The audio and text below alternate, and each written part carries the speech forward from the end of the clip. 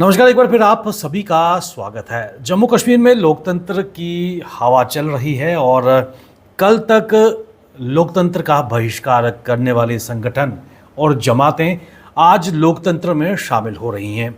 ये मैं इसलिए कह रहा हूँ कि कल जम्मू कश्मीर के विधानसभा चुनाव के पहले चरण का नामांकन पत्र दाखिल करने का अंतिम दिन था और कल लगभग 4 ऐसे नेता थे जो जमाते इस्लामी के पूर्व नेता थे, वो भी आज़ाद उम्मीदवार के तौर पर चुनाव के मैदान में उतरे हैं। आपको बताते चले कि जिहाद और अलगाववाद का नारा देने वाले ये नेता आज लोकतंत्र का हिस्सा बनने के लिए आतुर हैं।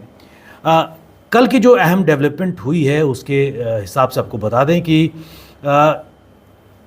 आतंकी अफजल गुरु का भाई एजाज गुरु भी उत्तरी कश्मीर में सोपोर विधानसभा चुनाव लड़ रहे हैं। और जम्मू कश्मीर में जिस तरह लोकतंत्र की जड़ें मजबूत हो रही हैं, लोकसभा के इलेक्शंस में लोगों ने बढ़ चढ़कर भाग लिया और 58.58% लोगों ने मताधिकार का प्रयोग लोकसभा इलेक्शंस में किया। और जब जम्मू कश्मीर में असेंबली इलेक्शंस का शंखनाद हो चुका है, बिगुल बज चुका है, तो ऐसे में लगभग कल 280 उम्मीदवारों ने अपने नामांकन पत्र विभिन्न पॉलिटिकल पार्टीज़ के नुमाइंदों के तौर पर या फिर आज़ाद उम्मीदवार के तौर पर भरे हैं। लेकिन सबसे महत्वपूर्ण बात लोकसभा के इलेक्शंस में ये भी चीज़ सामने आई थी कि जमाते इस्लामी जिस पर केंद्र सरकार ने बैन लगाया था, वो आतुर थी और उनकी तरफ से, उनके शीर्ष नेताओं की तरफ से ये कहा जा रहा था कि अगर केंद्र सरकार उन पर बैन हटाएगी तो वो लोकसभा के इलेक्शंस में उन्होंने इनडायरेक्टली तो पार्टिसिपेट किया है, असेंबली इलेक्शंस में वो खुलकर पार्टिसिपेट करेंगे।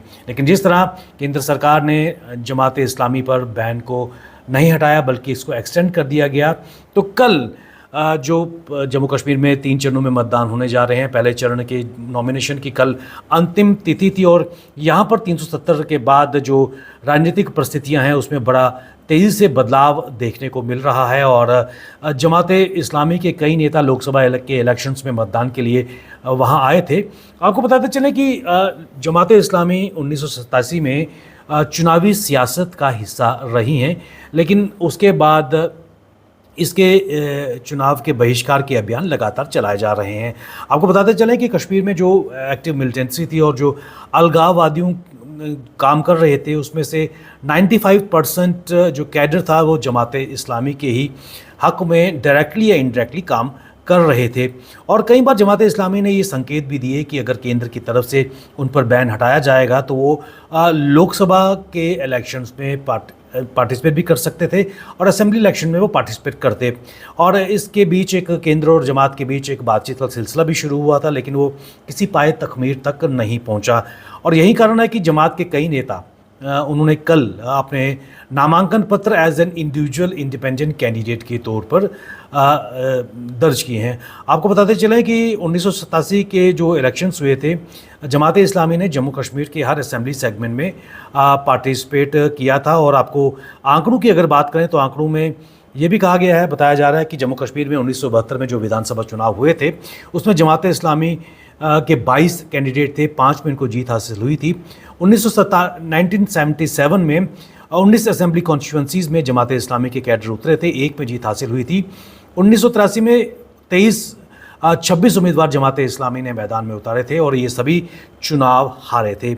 लेकिन इसके बाद 1987 में मुस्लिम यूनाइटेड फ्रंट के बैनर तले कश्मीर के सभी प्रमुख संगठनों ने नेशनल कॉन्फ्रेंस, कांग्रेस गठजोड़ के खिलाफ अपने उम्मीदवार उतारे थे, लेकिन फ्रंट के सिर्फ 4 उम्मीदवार ही जीते थे।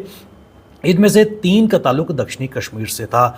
और ऐसे में कल जो जमाते इस्लामी के पूर्व नेता तल्त मजीद जो एग्रीकल्चर डिपार्टमेंट में थे, उन्होंने वहाँ से अपने पद से इस्तीफ़ा दिया और कल पुलवामा विधानसभा क्षेत्र से एक निर्दलीय के तौर पर उन्होंने अपना नामांकन पत्र दाखिल किया। और बकौल उनकी जो स्टेटमेंट सामने आई है, उन्होंने कहा था कि हम अब पास्ट में नहीं जीना चाहते बल्कि हम वर्तमान में जीना चाहते हैं, बदलाव चाहते हैं। और उन्होंने कहा कि जो राजनीतिक परिदृश्य जो जम्मू कश्मीर में चल रहे हैं उसको ध्यान में रखते हुए हम चुनावी प्रक्रिया में शामिल होने वाले हैं। और जमात की अगर बात करें तो जमात के एक और नेता कुलगाम विधानसभा क्षेत्र से सैयद अहमद ऋषि ने भी बतौर निर्दलीय अपना नामांकन पत्र दाखिल किया है और उन्होंने ये भी कहा कि हमारा मकसद यही है कि यहाँ पर ऐसा वातावरण हो जहाँ शांति हो और बुराइयों को दूर किया जा सके। और ख़ासकर कश्मीर में जो इस वक्त टीचिंग्स और प्रीचिंग्स चल रही हैं एंटी इस्लाम की, अगर उन्होंने बात की तो उन्होंने कहा कि हमारा मकसद है कि उन बुराइयों को दूर किया जा सकेगा। और इसके बाद अगर बात करें तो एक और निर्दलीय उम्मीदवार देवसर विधानसभा क्षेत्र से खड़े हो रहे हैं। नज़ीर अहमद भट्ट भी जमात से संबंधित रहे हैं। लेकिन सबसे महत्वपूर्ण बात कश्मीर के राजनीतिक परिदृश्य में अगर बात करें तो वर्ष 2016 में जिस तरह वहाँ पर एक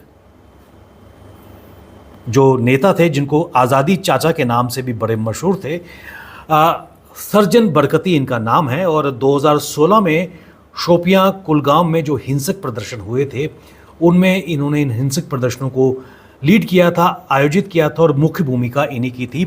सर्जन अहमद बांडे उर्फ सर्जन बरकती, जिनको आज़ादी चाचा का भी तबका मिला था, वो इस वक्त जेल में हैं टेरर फंडिंग मामले में। और कल उनकी बेटी सुगरा बरकती ने उनका नॉमिनेशन फाइल किया है। इंजीनियर रशीद के बाद ये ऐसे दूसरे कैंडिडेट हैं जिनके परिजनों ने उनके बिहाफ पर उनका नॉमिनेशन फाइल किया है। और आपको बताते चलें कि देवसर, पुलवामा, कुलगाम में जमात इस्लामी का अच्छा कैडर है और ऐसे में हम सब जानते हैं कि कुलगाम से CPIM के मोहम्मद यूसुफ तारिगामी भी मैदान में हैं। तो अभी फ़िलहाल कल की जो लास्ट डेट थी फर्स्ट फेज़ की, उसमें से जो सीटें थी उनमें 4 सीटों पर जमात इस्लामी के कैडर्स जो शीर्ष नेता हैं वो खड़े हो रहे हैं। और ऐसे में अभी भी जमात इस्लामी की पैठ, एक पकड़ कश्मीर के राजनीतिक परिदृश्य में भी देखी जा रही है। और क्या ये पैठ, ये पकड़ वोटर्स में ट्रांसलेट होगी, ये देखने वाली बात है। लेकिन कुल मिलाकर कश्मीर के हालात बदल रहे हैं, लोग लोकतंत्र में विश्वास भी कर रहे हैं और यही कारण है कि जमात इस्लामी जो हमेशा पोल बहिष्कार की कॉल जम्मू कश्मीर और खासकर कश्मीर में देती थी, कैलेंडर निकाला करती थी बहिष्कार की, कश्मीर बंद की और हिंसक प्रदर्शनों के लिए भी जानी जाती थी, वो आज तत्पर है जम्मू कश्मीर में असेंबली इलेक्शंस में भाग लेने के लिए। और यही कारण है कि निर्दलीय उम्मीदवार इन्होंने अपने खड़े किए हैं जो उनके शीर्ष नेता हैं। और आने वाले चरणों में और भी ये जमात के कैडर्स उतर सकते हैं इलेक्शन में और शायद जम्मू कश्मीर में राजनीतिक समीकरण में कुछ बदलाव भी आ सके। अगर कैडर मजबूत होगा तो शायद ये कुछ सीटें भी निकाल सकते हैं। लेकिन जम्मू कश्मीर के राजनीतिक दृश्य की अगर बात करें तो एक फ्लूइड सिचुएशन इस वक्त निकल के आ रही है। लेकिन सबसे महत्वपूर्ण बात, लोकतंत्र की जड़ें जम्मू कश्मीर में मजबूत हो रही हैं, जो सबसे खुशाइन बात है। बने रहिए हमारे साथ, तमाम अपडेट के लिए हमें दीजिए इजाज़त। नमस्कार।